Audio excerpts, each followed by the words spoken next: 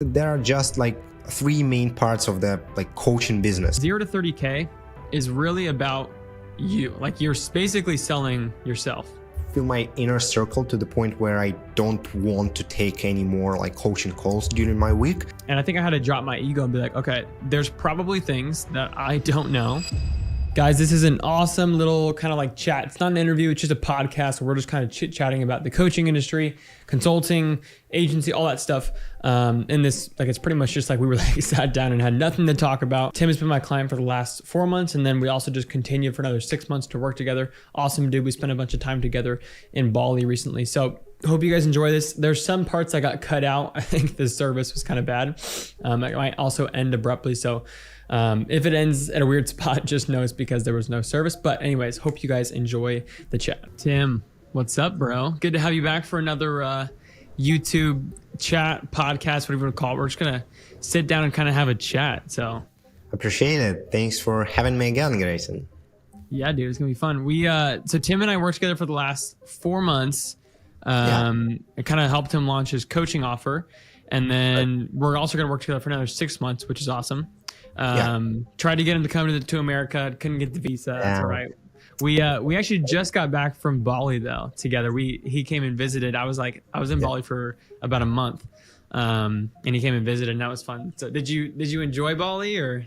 Dude, this was awesome. And I actually realized, because I've been traveling for the last like 2 years, and I visited like 15 countries and or so, and this was my like probably the best kind of trip that I did, just because I did it not because of like Bali, but because of you basically. And traveling for me, it's all about people. So if you can meet new people, if you can like just again talk to them, spend time, smoke cigars and stuff like that, then like you'll enjoy everything, even if there's a bunch of like motorcycles, Yeah, you gotta get a good cigar, smoking session. Otherwise, it's not really. Otherwise, you're not really an entrepreneur. You know what I mean? Like, you don't own a coaching business if you don't smoke cigars. Yeah, if you don't have an iPad. Yeah, if you don't draw trainings on your iPad and like draw frameworks and smoke cigars, those are the only 2 requirements. You don't even have to make money. You just need to do those 2 things and you'll be a coach. Exactly. But dude, I'm curious to hear, and then it's gonna be more of a chat. It's not like an interview, right? But dude, let's chat about scaling our coaching offers. I think that's what most people that watch me are interested in. Like, how do you scale a coaching or consulting offer? And what does it look like for you? Because you went from 0 and then you collected like 30K in the month of July. Yep. Dope. Now you think you did 22K in August, but you also traveled with me. Tell me kind of like what that's looked like and how you kind of got there so quick. Yeah. So basically, I think that there are just like 3 main parts of the like coaching business. So the first one is an audience, and I was lucky when I started because I already have an audience on Twitter. I kind of started on Instagram, and I had both platforms at the same time, and that's why we scaled like to 30K in cash collected in, I don't know, in a matter of weeks, just like 8 or 10 weeks or something. So the first one is always audience. So if you want to grow or scale your coaching business, it's definitely like, how do you acquire a new audience, either it's like Instagram, Twitter, or whatever. Then it's just, how do you get people on calls and close them? I used to book calls for last year for my agency, so I kind of knew the process and sell by chat process and how to get people on call, how to like make a sale, make an offer, all stuff like that. So it wasn't that hard. And then it's delivery, and this is where I just took your experience and I just like reused it for myself, because I never like coached before. It was something new because you're not like really responsible for results. You're only like, sharing information, and then it's the person who is responsible for making it work. So it was new. I'm still like working on the delivery side of things, how to make like course models more accessible, how to make strategy easier to understand and stuff like that. But it's just like audience, sales, and then delivery. Yeah, I think a lot of people underestimate. Well, pretty much from like, in my opinion, 0 to 30K MRR, right? Because we build coaching programs for monthly recurring revenue, not just paying fulls and they leave, right? It's monthly recurring revenue. 0 to 30K is really about you. Like you're basically selling yourself. which sounds a little weird, but like you're basically saying like I'm selling myself as a coach. I would never recommend, unless you've had a coaching offer before, to go from like you are launching to a group offer, right? Because you have no idea what your clients need. But when you take one-on-one calls, kind of like over and over again, you start to figure out, all right, this is what my clients need. And then eventually you can do sort of like a more group-based offer, which is great. But I think like starting that way is tough. So the 0 to 30K, you got there using monthly recurring revenue, you got there one-on-one coaching, and then I don't know what your plan is kind of next, but I mean, for now, I just want to feel my inner circle to the point where I don't want to take any more like coaching calls during my week. I still like have this capacity, and I actually enjoyed working like one-on-one with people because you're right, you can get an understanding on what is going on in their business, and you can understand how you can adapt your coaching to make it more like useful for them. Because I recently found my first like the first draft of my like coaching offer, and in the process that I wanted to teach back then, and it has nothing to do with the current offer because I didn't realize like what my clients actually want. And every time I get a new client, every time I jump on the next sales call, I actually have my notes right here. Let me show it to you.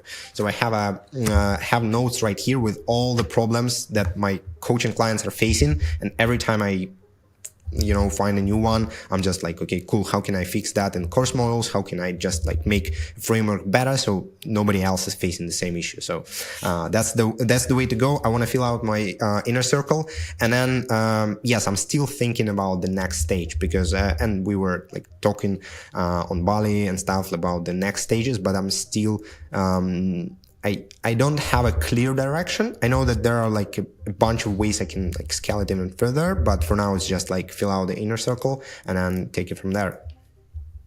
Yeah, dude. The sort of like, I guess next steps are, you can only scale a one-on-one offer so far. With like, typically it's like a bi-weekly one-on-one call, and it's 30 minutes long. Right. So every 2 weeks you hop on 30-minute call. You can only do, in my opinion, 30 is like a good number. 40 inner circle clients is sort of like, all right, this is where you're spending 6 hours a day for 2 days a week, or like 3 or 4 hours a day 3 days a week. And that's a lot of coaching. It might not sound like a lot, that's only 10-12 hours a week of coaching out of a 40-hour work week. That's not, I guess, that much, but it starts to tire you out. So much energy. I mean, I could tell when I like taking a coaching call is probably like 3 times harder than taking a sales call, because you need to actually like give, not only like take. No, you're good. No, it takes a lot of energy to be able to like coach someone. Like you're helping. Like if you think about the things that you tell someone at a coaching call are going to completely change their actions for the next like 2 weeks or even like months. Yeah. And so like every word that I say, I have to be very, very intentional about like, what exactly am I telling people to do? Like if I tell you, Tim, hey, go and, scale to 50 or 60 inner circle clients. And you're like, all right, I'm going to do it. I'm going to, put all my effort in and get to 50 inner circle clients. And then you end up hating your business because you have way too many.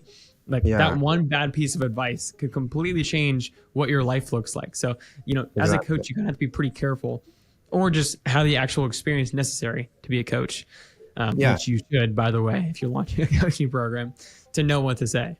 So yeah, interesting. And I'm also curious about your opinion, because I heard people say that basically a good coach is the person who can ask the right question, so your basically student can find out the answer by themselves.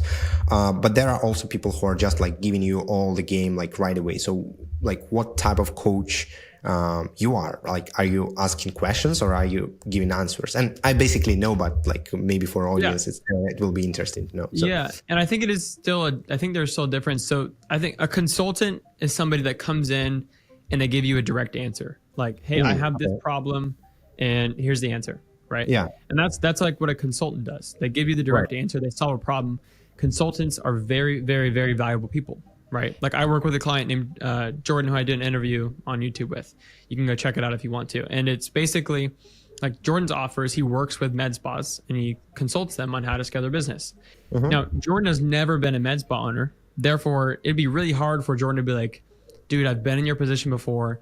I know exactly what you're feeling. I know everything that you're going through. Yeah. You know, and then ask questions to be able to help them come to their own solution. That would be very, very tricky for Jordan to do because he's never done it. Now, he could probably coach them on general business principles, you know, because they're both business owners, but they don't relate on being a med spa owner. Whereas a coach is someone who's been in your exact position, and they're not just giving you answers, right? Like you and I, when we talk about stuff on a call, after our first kickoff call, our game plan call, there wasn't that much tactically for us to talk about because the course modules I have pretty much take care of like, how do you run the ads? How do you set up your page? How do you do the targeting? How do you track performance? How do you book call? All that stuff is like taken care of in a course module. Yeah. So that's like the quote unquote consulting side of the business. Like, hey, here's the answer. And then everything else should be like, you know, what's stopping you? What's stopping Tim from getting to the next level as a person? Right? Is it like there's always something stopping you? And so if I can ask questions and like probe and try and figure out like, hey, what is preventing Tim from getting there? And then you come up with your own answer, you're gonna believe it so much more because you're the one that thought of it. Right. Yeah. I always ask my clients like, hey, if it was guaranteed that the advice I gave you on this call would get you to 100,000 a month in profit, how seriously would you take my advice? And they're all like, oh, I would take it so seriously. But then I'm like, okay, then why don't you follow my advice? Because I'm showing you how to do it. Right. Yeah. So if it's like, that's why it's important to ask questions to get them to come to their own answers, because then they're going to believe it. And if you believe it, then you'll actually take action on it.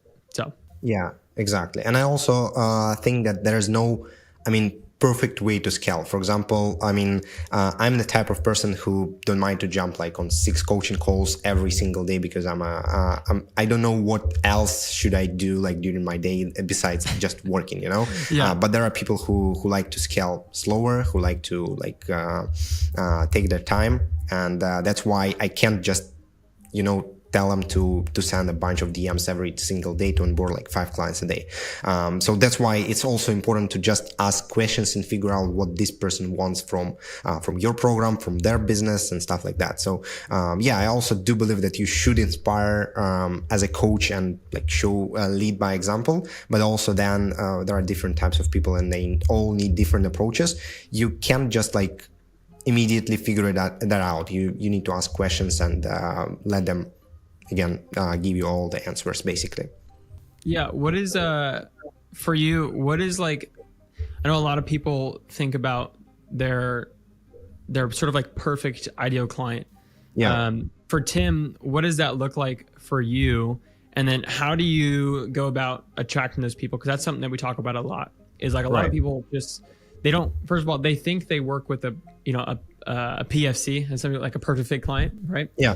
When in reality, you don't have like most people don't have a perfect fit client, and they're signing up people that are in all sorts of niches, all sorts of different revenue market, and you can't help those people with an actual system because it's all custom and different. So for what does that look like for you, Tim? Like what's like a perfect fit client?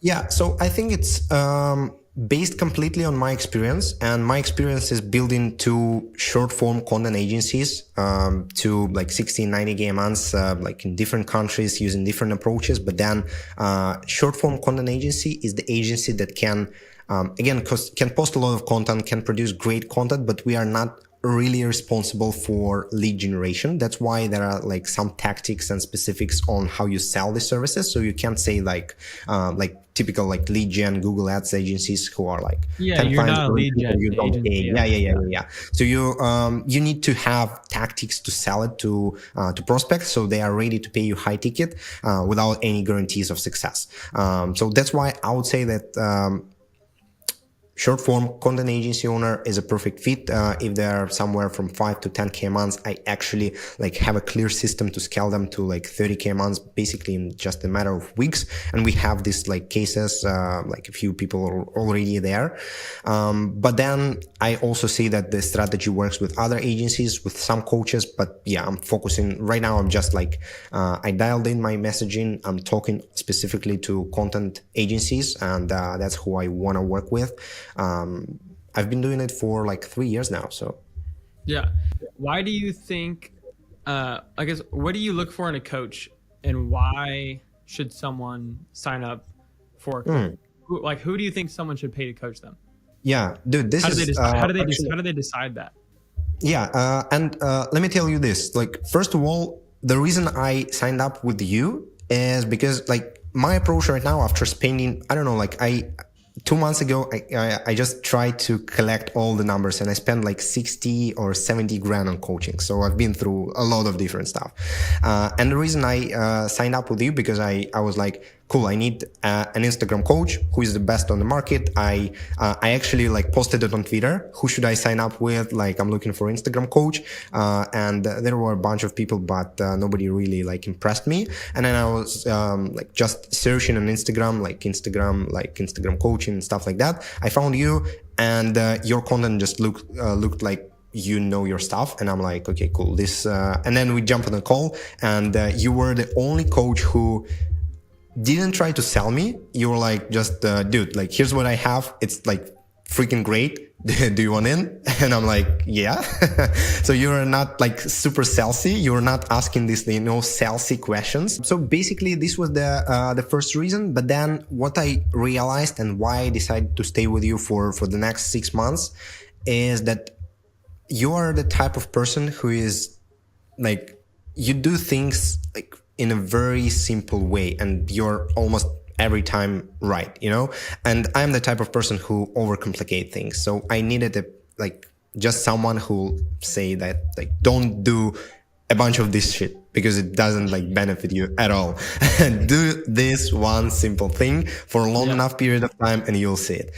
So I needed it, because I've been doing like this type of funnel. Oh, let's try this type of funnel, and this and that, and like multiple platforms, multiple approaches and stuff like that. And you're like, just do this, dude, for long enough period of time. You'll thank me later. And yes, I do. And actually, like, I also think that like that's the power of coaching, because we all tend to overcomplicate things. And I remember you posted like a story. I think it was a story that you are also like overcomplicating things, which is, for me, it's weird, because like for me, you look like a very like simple dude, but then it's just like the nature of human, I believe. So you need a coach to just tell you exactly what is the best way to get to your goal. And then answering your question, like, how do I choose a coach, is basically just choose a person who is somewhere where you want to be. So it's just like choose yourself in 6 months, and then just sign up with this person. Yeah, that's a great way to do it. Is like, where do I want to be in six months to a year? Sign up with them, and they'll show you how to get to where they're at right now. Exactly. I think the hardest part for a lot of people of signing up with any coach is like not knowing that you have this level of ego and this level of things that you think that and you're not willing to drop that and realize that you actually don't know much in order to get there. Like, when I was starting my coaching business, I had no idea what I was doing. But since my agency worked with coaches, like we had helped, scale other coaching programs using content and ads, I was like, oh, I got this. Like, this is gonna be easy. Yeah. And so I was gonna do it on my own. I don't really need a coach, because I help coaches. Like, it's fine. And I think I had to drop my ego and be like, okay, there's probably things that I don't know. And spending 10, 20, or even like $30,000 to know these things and save myself a year of time is invaluable, right? Because in that year, I was able to scale to $1 million run rate, versus like if I had tried to figure everything out on my own, I would have got there. I would have got to $1 million a year, but it would have taken me, 3 years to figure it all out. And coaching is basically a fast track. Coaching is not something that you sign up for to figure out, how do I go from like absolute zero to functional? It's how do you go from functional to thriving, right? That's what coaching should be, rather than like, hey, I'm, taking someone who's fat, broken, ugly and making them pretty and rich. And, so that's kind of my view on it. Yeah, I agree on that. And what drives me crazy is when someone, like, during the conversation, let's say I'm talking to someone on DMs, and the person is like, okay, dude, I'm going to try it on my own, and I'll let you know. And I'm like, the funniest fucking objection, bro. It is like, are you like, dude, have fun. Enjoy trying this on your own.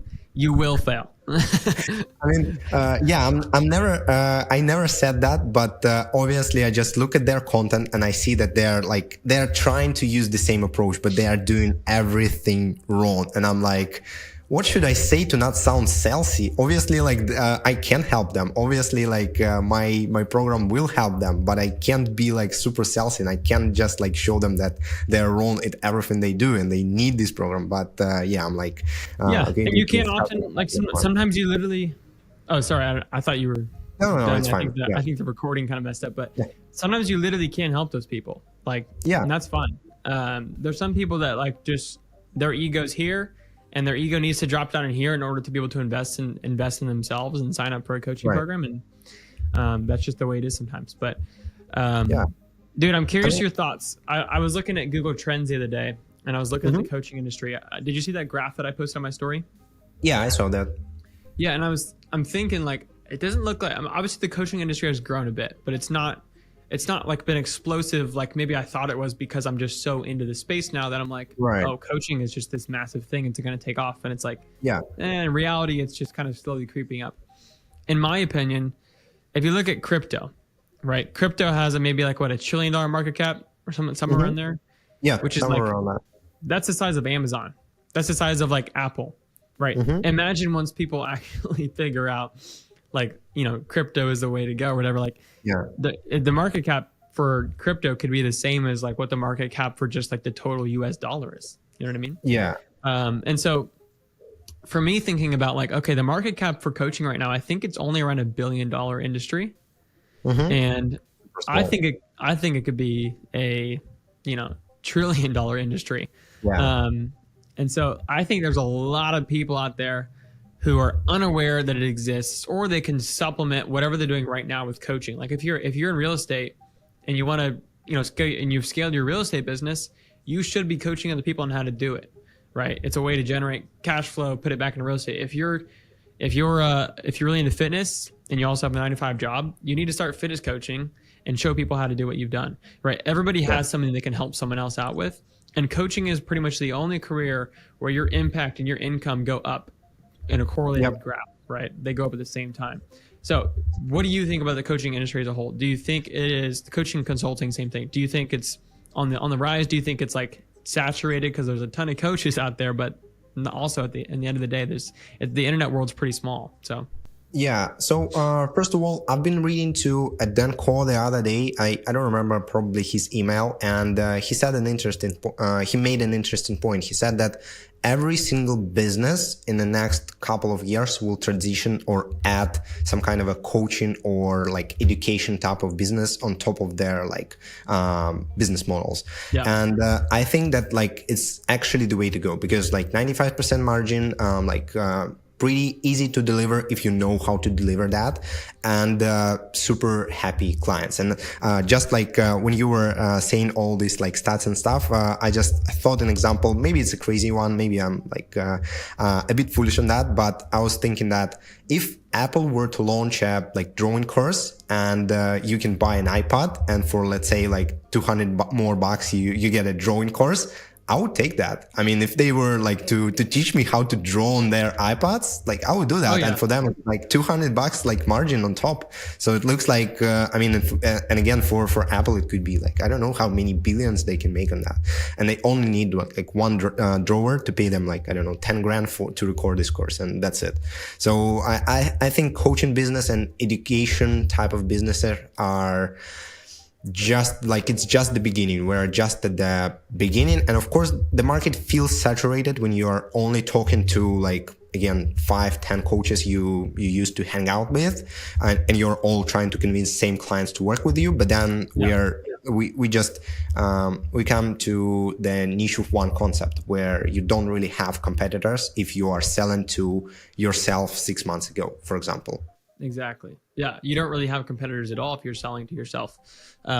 You should be, I just love the way that I think Dan Koh was like, I had the same thoughts Dan Koh had, like independently, but he had them, a year before me. Been just like way far ahead of the idea of it. And I saw his YouTube videos when they first came out, building your niche of one. And I was like, not that interested in it. In fact, I was trying to get him off my recommended page because it was all over it and I couldn't get him off. Yeah. And I was like, I'm not that interested in his content. But now I'm at a place where like it makes so much sense. Like, and I don't think a lot of people still don't understand the concept. Is like, there is no such thing as niche saturation if you do it right. There literally is no such thing. I don't care if you work with med spas, chiropractors, freaking real estate agents, other coaches, does not matter. Now, what I will say is that if everybody goes from, hey, you started a real estate coaching program, hey, you started a fitness coaching program, and now you're coaching other coaches, I think that part might be able to get saturated of like the coaches. Right. That definitely, I think, could get saturated just because like, hey, there's got to be somebody at the top, right? Like, you know, Tony Robbins maybe is up there.